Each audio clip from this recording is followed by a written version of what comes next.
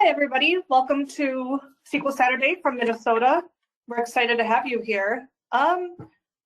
We have no chat features and GoToWebinar, so if you have questions to ask, you can go on Discord. There is a link in the chat. So today's presentation is Achievement Unlocked, How to Get Promoted by Dave.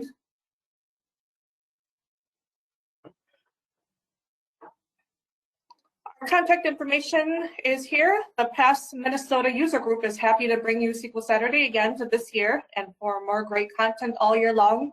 We invite you to attend our monthly chapter meetings on the third Tuesday of every month at 3:30 p.m. For the foreseeable future, we are meeting virtually, but hope to be able to meet again at the Microsoft Technology Center sometime in 2021.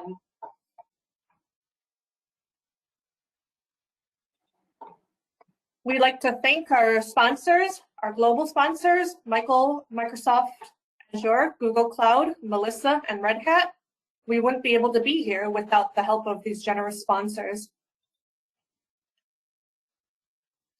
Our gold sponsors is Quest, our silver is Superior Consulting Services, and our bronze is DaveBland.com. Okay, now I'll pass it over to Dave. Well, thank you very much. Good morning. Okay, Dave, you are the presenter now.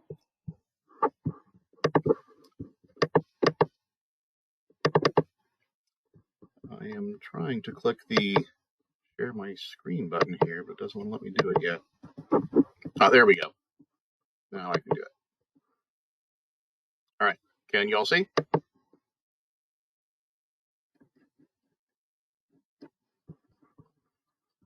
Yes, we can all see. Excellent. All right. Thank you very much. I'm going to minimize the controls, put them off to the side. So unfortunately, I won't see if there are any questions coming in. So please do jump in and let me know if there's something I need to look at. All right. Welcome, everybody. This is probably my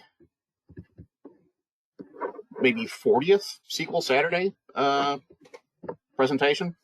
It's a lot of fun. I love going around and learning, sharing, bonding, all that kind of stuff. And SQL Saturdays are fantastic. I started back in, I know I presented at number 87. I attended one before that, might have been like 22 or something like that, somewhere in the low numbers. But SQL Saturdays are fantastic. I've been doing them for a good long time, and they are lots and lots of fun. Here's how to catch up with me, and this information is also up on SQL Saturday itself. If you look at the schedule, you can click on the presenter's name and find all of their contact information, and probably at least half of the slides or so are downloadable or will be downloadable when the day is done. I have done a lot of things in my life and still do a lot of things. Started off as a teenage rocket scientist. Back in the 80s, I wrote space shuttle software for NASA down in Florida. I was hired, I was hired remotely. I was still in college at the time. Got an interview over the phone and accepted it over the phone, and there we went. I didn't actually start work until maybe 2 or 3 months later, the first time I met any of the people.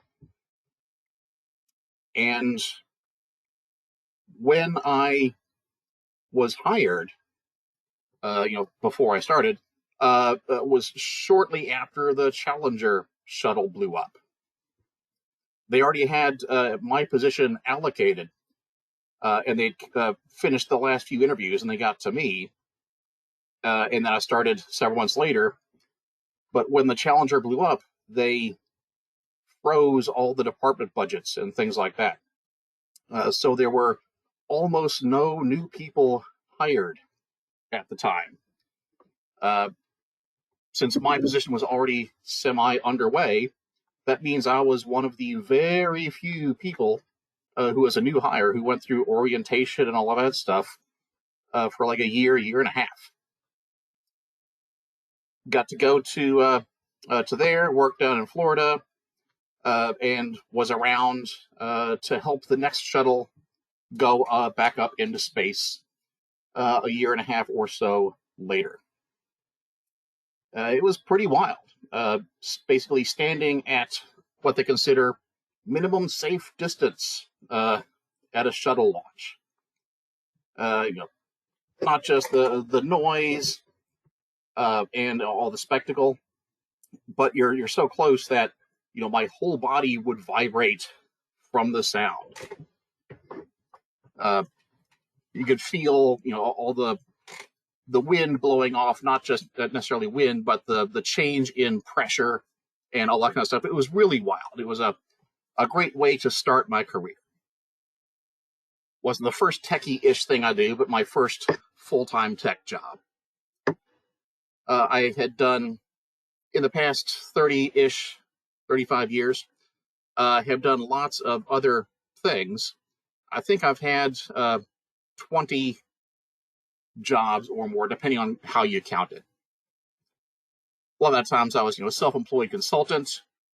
So, I would go and work for this company, work for the other, or I would be, a consultant at a firm. And even though I might be at the same consulting company for several years, I might have several, sub jobs underneath them or something, being placed with this client, that client. It's always a lot of fun to be a part of different industries, meet new people, learn new things, go to new places.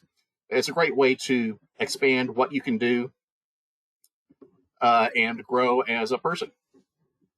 I worked for Homeland Security catching terrorists shortly after 9/11. Specialized in bioterrorism was my particular departmental niche as part of the Department of Public Safety.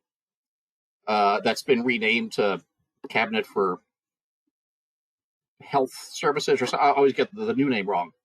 But it was a joint operation.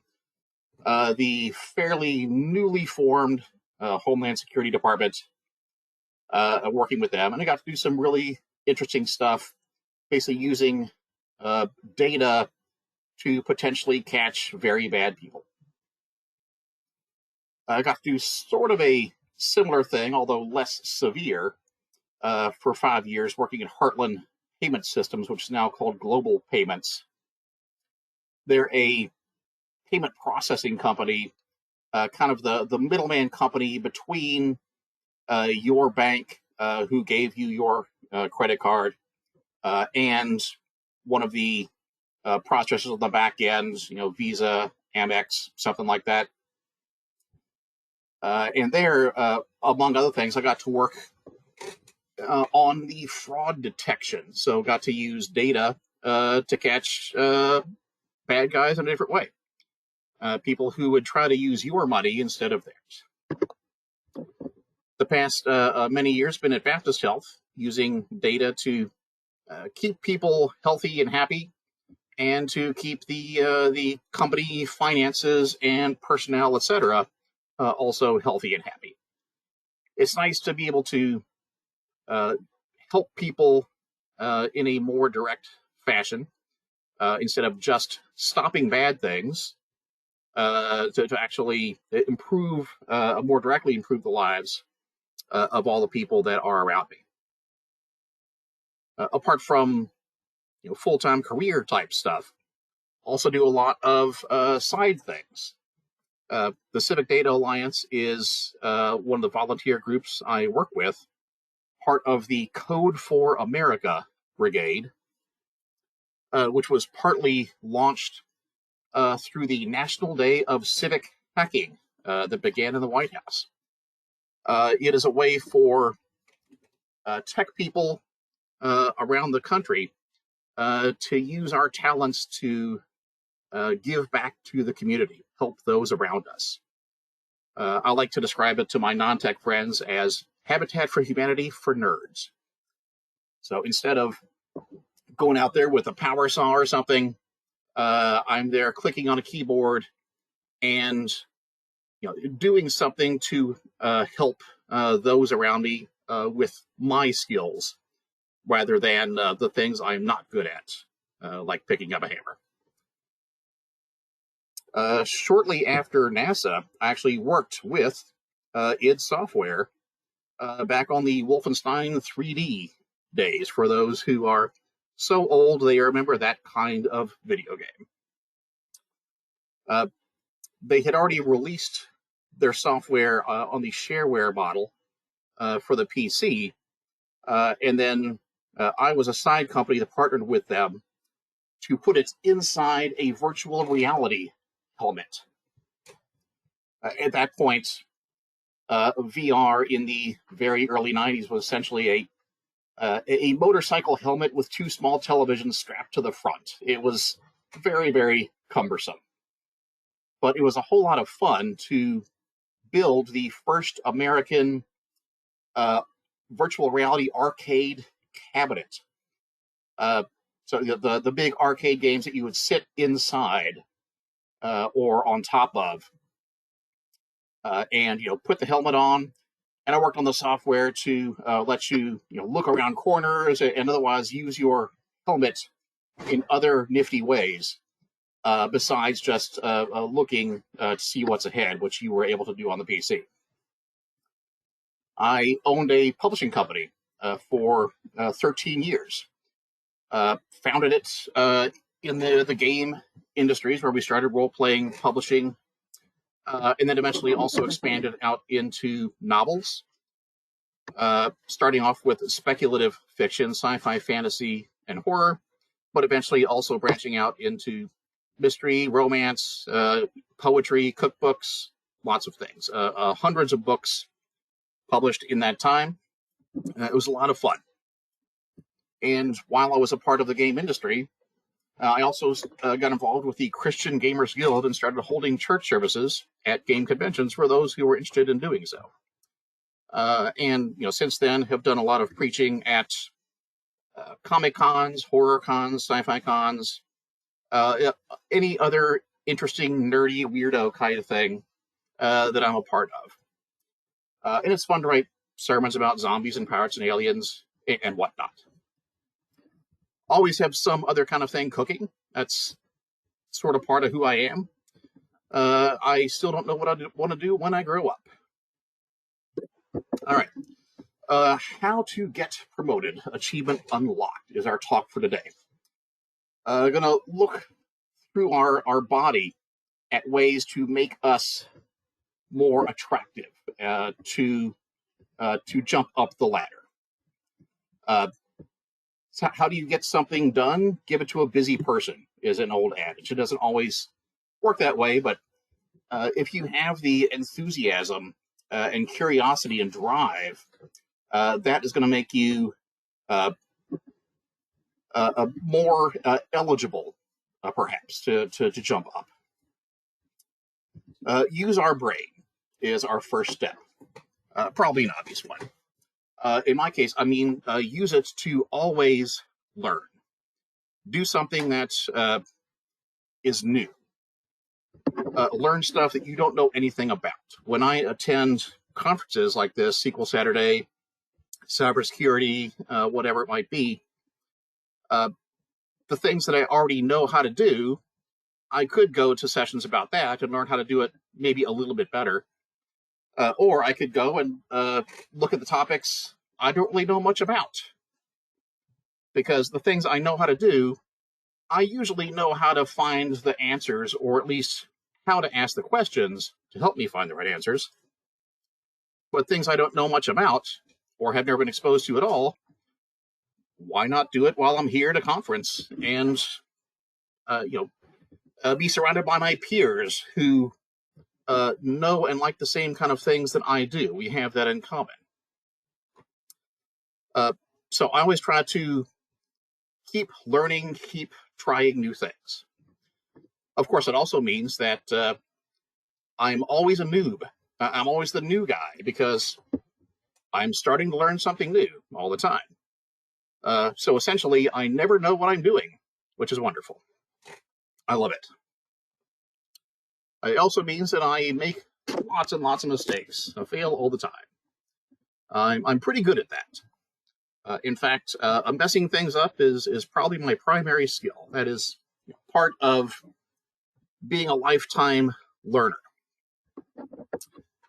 So once we do have our brain full of nifty things, get it out of our brain by helping other people, mentor, teach, present, like this. If you think I'm doing a terrible job, you're right. That means you should be the next person up here presenting at the next SQL Saturday conference. Also pursue new ideas. Like I mentioned, not just the learning above of improving the stuff that you know that will help your career directly, but broaden the things that you look at. Besides data, programming, security, and other technology things that I have been doing full time for a very long time, I also, like you saw, I branched into writing and publishing, a lot of public speaking and preaching, involved in the theater and improv comedy, lots of other things that seem to have no direct correlation and probably don't have any actually direct correlation with my job, but you never know.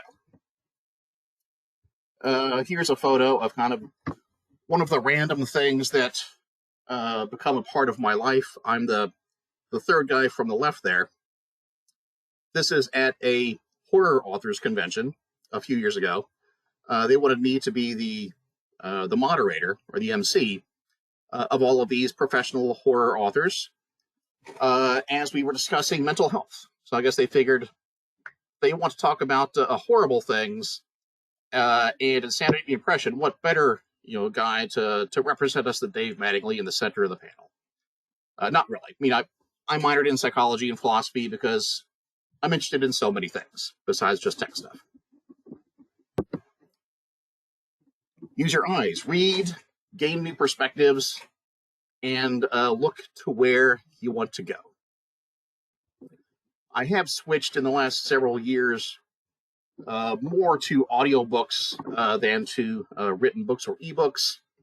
I think since I retired from publishing, I was not quite burned out on readings, or the printed word. But there were times when I was publishing 13 new books in a month and having to go through all of that kind of stuff. So I have switched more to audiobooks, but still, I'm always filling myself with new content. Look at new perspectives. Just because I know how to do a thing, there might be a better way to do a thing. No telling. Without trying to come at it from many different angles, it's hard to know. To me, I think that a lot of life is not really about algorithms or formulas the best way, more about the heuristics, about what is the most effective way, whether or not it happens to be the best or optimal way. What is something that is good enough to do it, and then move on, and then always go back and, is there a better way to do this thing? That's one of the reasons that I am involved in so many groups that don't normally overlap. The performing arts, the software and data, the hardware makers, inventors, the written and spoken word, the entrepreneurs, the government, all these kind of things that are a part of my life that I'm helping with or might have done at some point for a living. They let me look at things from different angles. And then use your eyes to decide where you want to go. Look ahead. Don't just think of the next year or the next 2 years of the job you're in. Plan your long-term career. Where do you want to end up? What do you want to do? And with the change of perspective, Don't be afraid to lock yourself in. It's always acceptable to replan or to change your goal to set it something that you believe is better at the time. Ears, listen. I like to play dumb. It gives me a better chance to listen, and maybe playing isn't it. Maybe I am dumb. I am a lot of times, and I know that. But playing dumb is a great way to expand your viewpoint, to learn more about other people.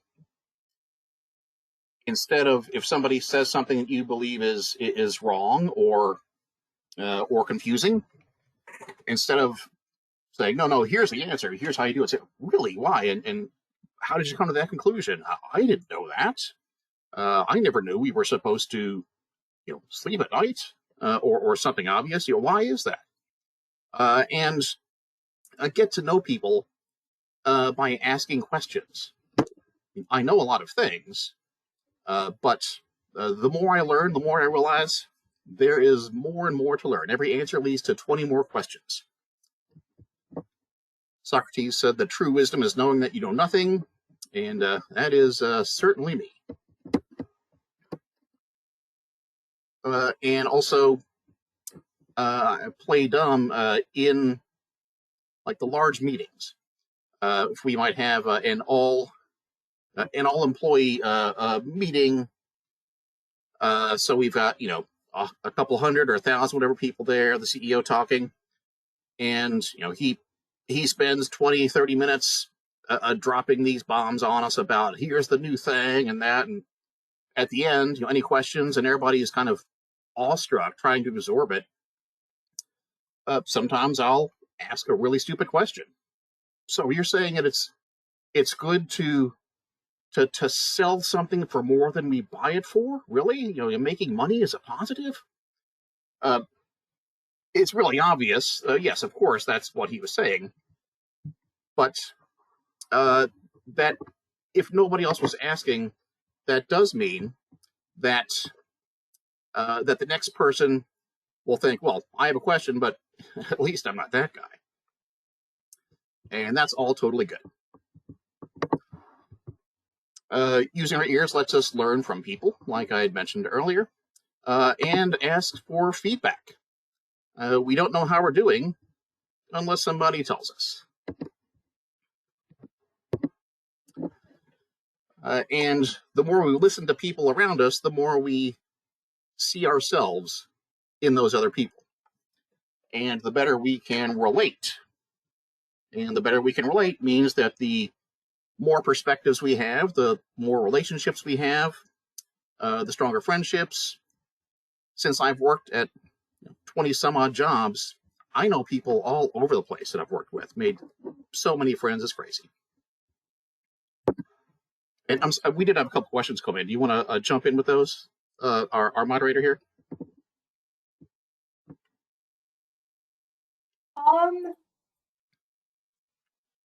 There's one question, how to get over imposter syndrome. Do you want to talk about that a little bit? I would love to. In fact, up on my blog, I have spoken about imposter syndrome specifically at a few conferences. And I believe there are a couple video recordings, certainly some blog posts and slide presentations like that. Imposter syndrome, for those not familiar, is feeling like you have skipped ahead in line somehow, that you're not really qualified for the thing that you're doing, that it seems everybody around you knows more about your own job than you do.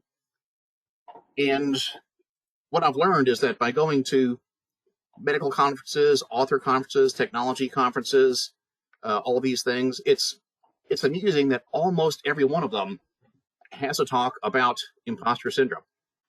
It is not specific just to us or just to you. Everybody feels it. But which I think, that is highly comforting. It means it's just a normal condition of the human experience, that we feel somehow that we are not really doing the right job or not doing it well enough. That's part of always learning.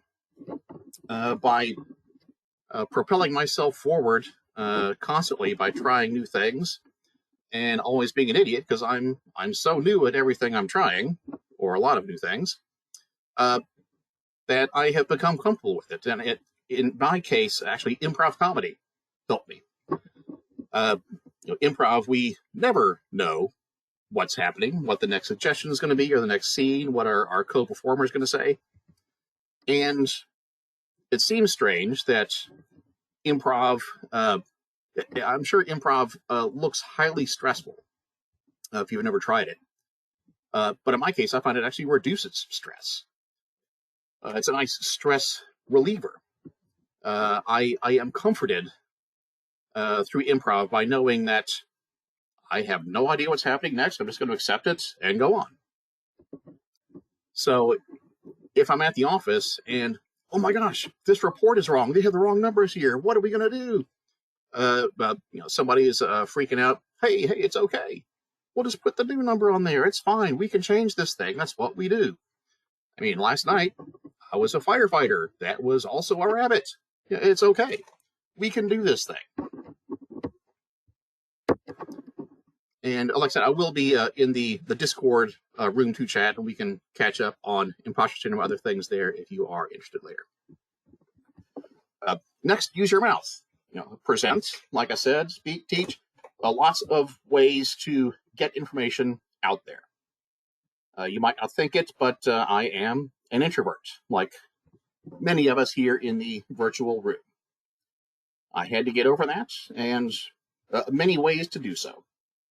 Watch what does come out of your mouth, though. No rumors, no gossip, no negative stuff. And watch the vulgarity. In my case, I had grown up with it a lot, but what helped me stop my habit was getting a job on the radio. FCC fines are a wonderful way to learn to stop swearing in a hurry. And it may sound sort of counterintuitive, but train your successor. Somebody is going to come after you and take your job. And, well, if I tell them how to do what I know how to do, then they won't need me. Well, I can't do that. That's crazy. But no, if nobody can step into your place, then you can't move higher. I've been on the radio a lot of times. For 7 years, I had my own show based on comedy and punk rock. Some people see a difference between the two, but they're really the same. And I did hone my presentation skills through Toastmasters. It's a worldwide organization, been around 100 or so years, and it's all about people trying to improve their public speaking skills. So you are there giving speeches to other people who are also trying to learn how to give better speeches. And tying back to the ears, they also give immediate feedback for each of your presentations, both verbally and written. So you'll have that to go forward as well. So it is a fantastic way to learn how to present better and to gain the confidence to do so. Face, smile. I was born with a poker face. I have no emotion naturally, it would seem. Sadly, I was born with no personality. So I have had to learn how to smile and how to make that smile natural. Now I smile most of the time, but I didn't start that way. And for us introverts, being popular sounds weird or scary or stupid, maybe. But being around people and learning how to be around people is a highly useful skill. It is a way to get out of our own way and to not present obstacles in our life that don't have to be there. Going to office parties, who really wants to do that? It's a good way to get to know people that you are around and work with all the time without always talking about the technical questions or whatever else you might be focused on. This picture in particular isn't an office party. It's just one of the many networking, mingling, meeting people functions. This was, I don't know, maybe Chamber of Commerce or something. Not the kind of thing that I do. I don't own a business anymore. And at this time, I probably didn't even own one then. But get outside your comfort zone, learn things, meet people, go places. Shoulders. Ask to do things. There are a lot of people doing work that they don't really need to. In fact, when I said I fought fraud at one of my earlier companies, that wasn't the job I started with. I started as I think a developer, also became a scrum master, a bunch of other things. But then my boss at the time had been a developer there, and moved his way up to management. And he inherited a system from somebody previously that was detecting fraud, but it was not very good. It would have lots of mistakes. It would bomb. The fraud department is like, we can't do the thing. What is it? And he was trying to lead a team of 20, 30 people, whatever, and work on this. It was stressful. He wasn't able to do that very well, wasn't able to manage very well because his attention was divided. So I said, hey, I kind of finished this one big project I'm on. How about I take that thing away from you? And, that is fantastic. So, it made me look good to him, but that's not the primary reason I wanted to. I wanted to let him do his job better. And by taking this thing off his plate that wasn't even his to begin with, that let him focus on what he was supposed to do. My current boss may or may not also be very, very hands-off. And for a while we've been trying to say, hey, your job is to lead, 30 to 50 people. It is not to be in the code all the time. And it's not always easy for us techie people to get that message. But look for things that are hard to do, or that need to be done that maybe nobody is even doing. Later at that same company, I kind of got the fraud system all sort of caught up and working better and faster and smoother and smarter, and was ready to look for, what do I do next? And I kind of looked around and was, we have a bunch of developers, some designers, data people, a QA department, but the QA folks are primarily, web QA. If I do this thing, does it work? Yada, yada. There weren't a whole lot of highly technical QA people. There wasn't really anyone who could test the back end processes and functions, the things that had no visual components. So I said, I want to invent a new job here of technical QA. And basically for a year or so, I put in a lot of things to really take the pain out of our subroutines and other things that were fairly complex. It was a strange environment. But take the chance and look for new things to do. Maybe they're hard, maybe you don't know much about them, but it is a good way to learn new skills and to serve those around you, which will in turn serve your own career. Elbows. Put in the elbow grease, do things, do a good job, do the thing right, and do the right thing. Do more than one job. Like I said, I normally have, 2 or 3 things happening at the time. A full-time job, maybe a part-time job or a side business, something like that. They always have something because there is so much to life. It's great. I love doing things and learning and meeting and growing. And I guess you'd say a full-time job isn't quite enough to fill the day. There's a lot of things that can be done, and I want to be a part of them. So do it, and also, look at what needs to be doing. At one company, I established what we call our data jams. Once a month, all of our data-focused people at that point, each of the many large teams or divisions had a data person or two assigned to them, and we had multiple locations, and our people weren't really communicating as well as we could have. So I established a data jam, just a chance for us to get together once a month or so for lunch and talk about, hey, I'm doing this new thing. Really? I've been trying to figure that thing out. Oh, well, here's how you do that. And basically compare notes and become stronger as a unit, even though we didn't work all directly together. We were all lifting each other up, training people, talking about the problems, whatever it might be. It seemed like it was a hole in the process. So nobody was doing it. I said, hey, somebody should. So I did.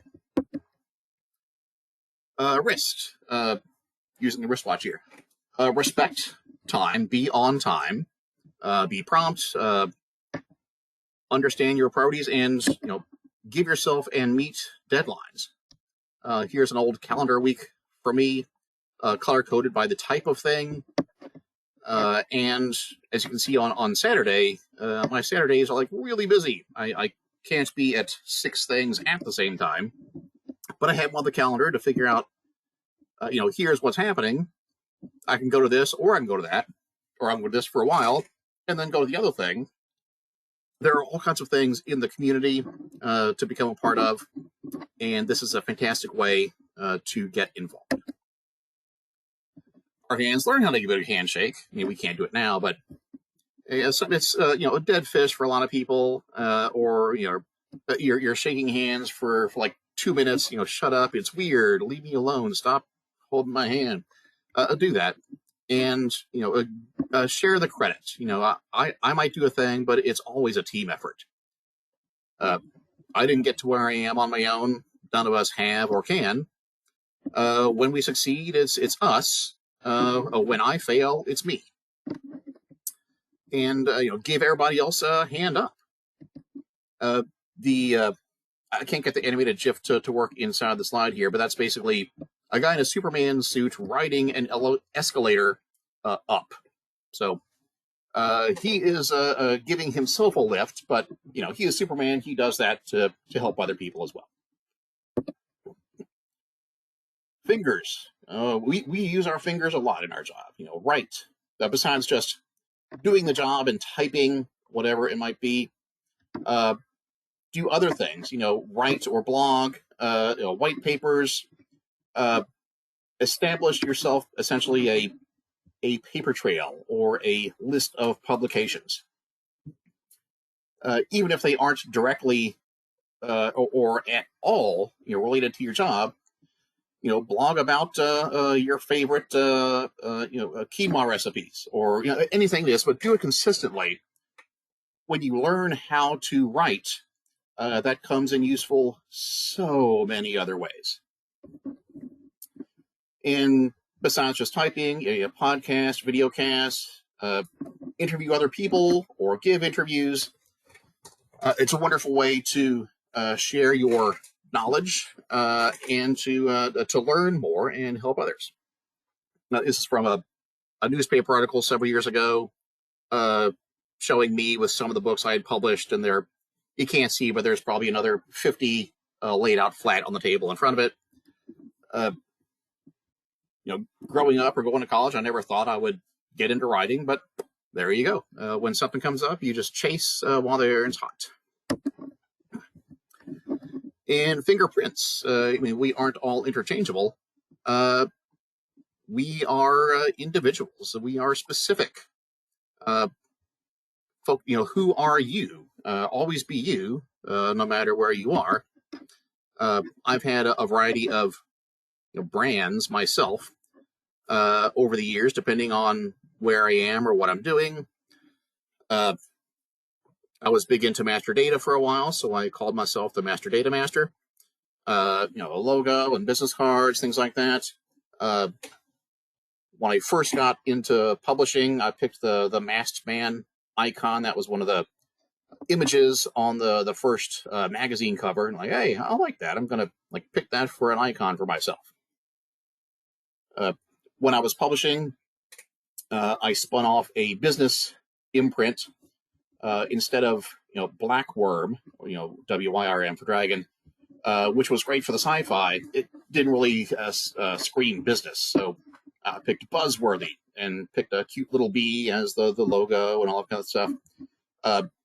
So I might be known in different ways or by different brands, but I am always me. And learning how to focus a specific persona is a wonderful way to get yourself ahead. And internally, our heart.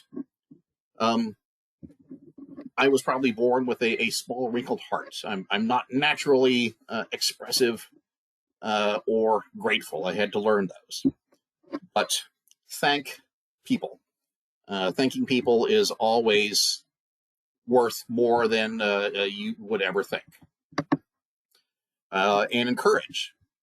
Not just thanking the people who have helped you, but encourage the people who are still struggling.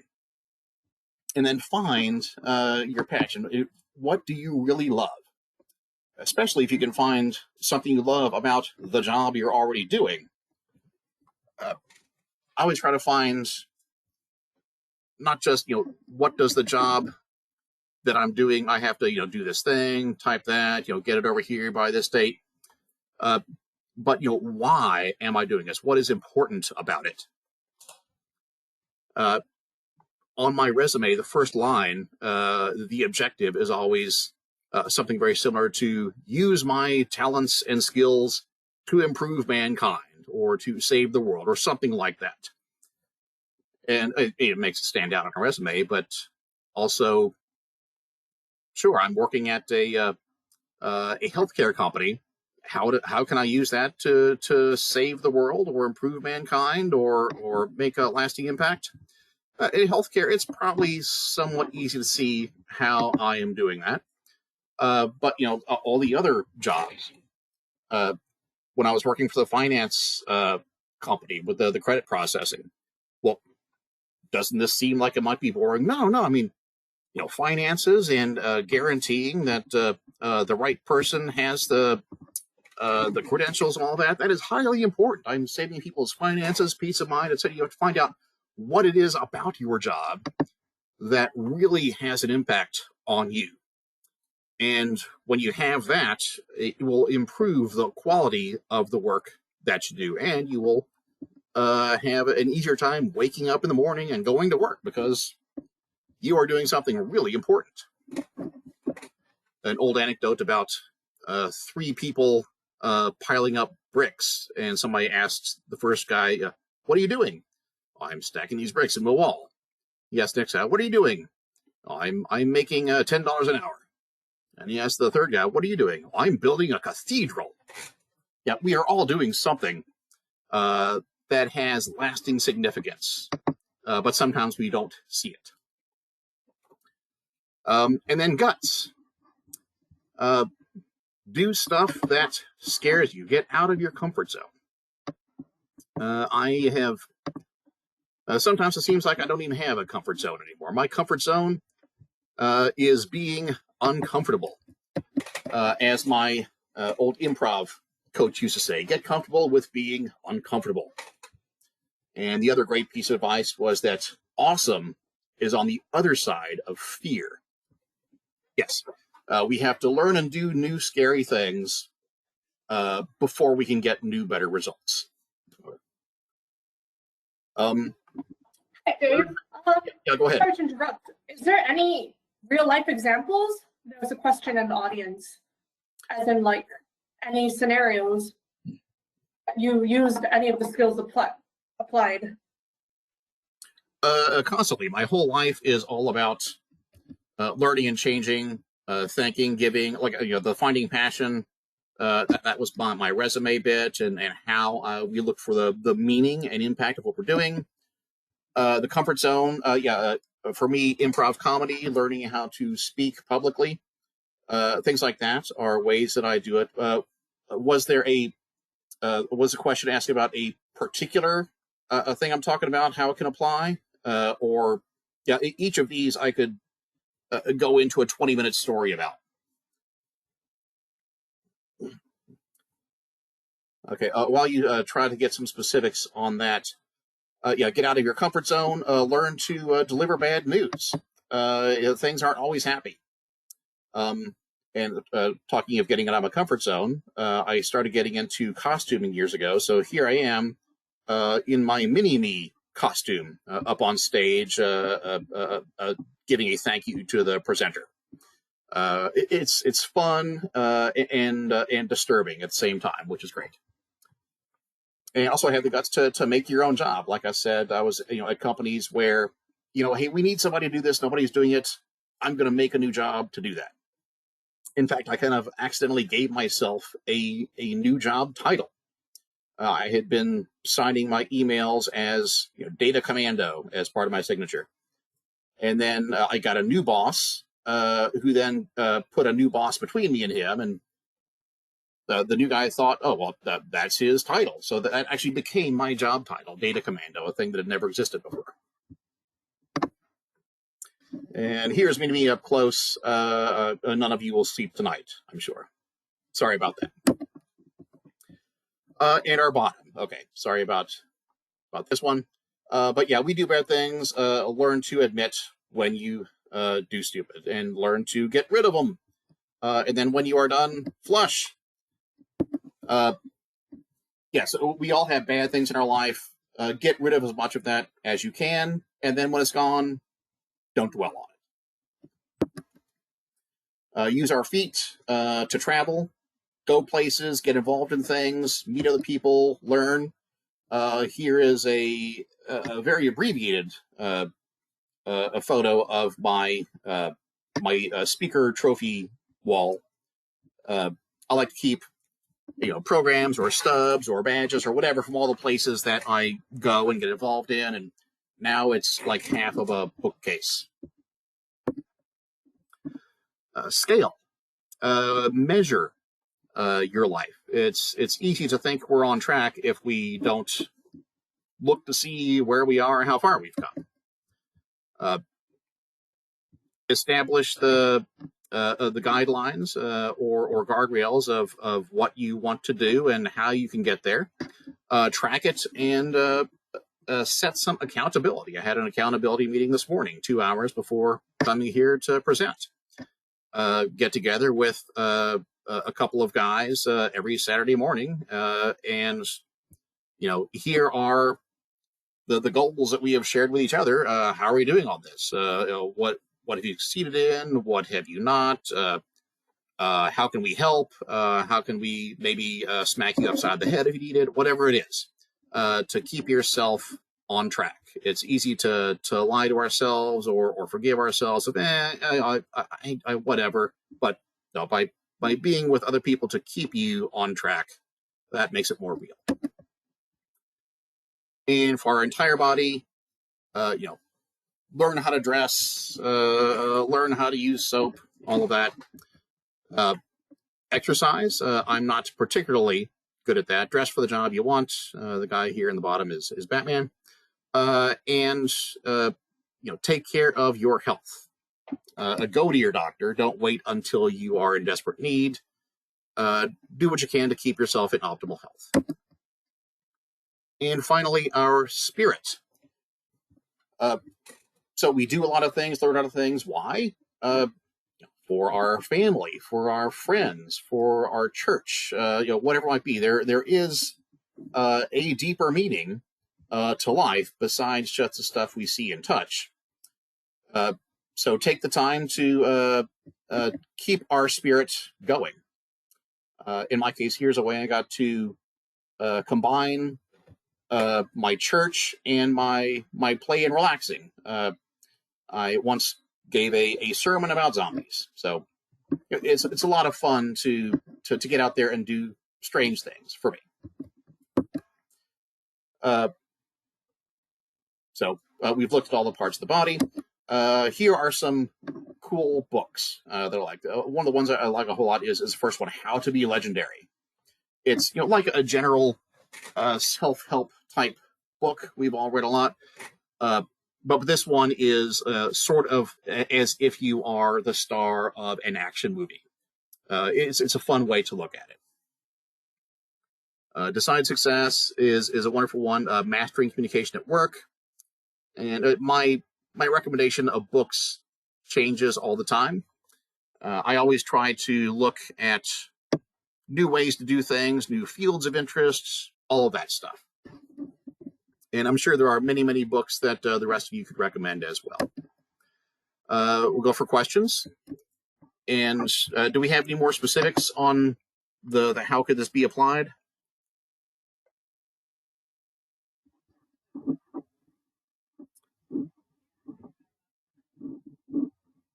Hey, Dave. We just had that question with, I'll read it out to you. He was looking for a couple more specific examples and stories with real people, what they did, what happened. And I encouraged them to go into chat later if you have longer stories. Okay, yep, that sounds great. Yeah, we'll be in the Discord. We can use the last 10 minutes to talk about that if you want. Okay. Yeah, definitely. I will be in Discord. We can hang out there and talk for the rest of the day about all kinds of stuff. So I do have, examples from my own life, my friends, and and any of these I could go into in a lot of detail later. And I'd love to hear your own stories and questions as well.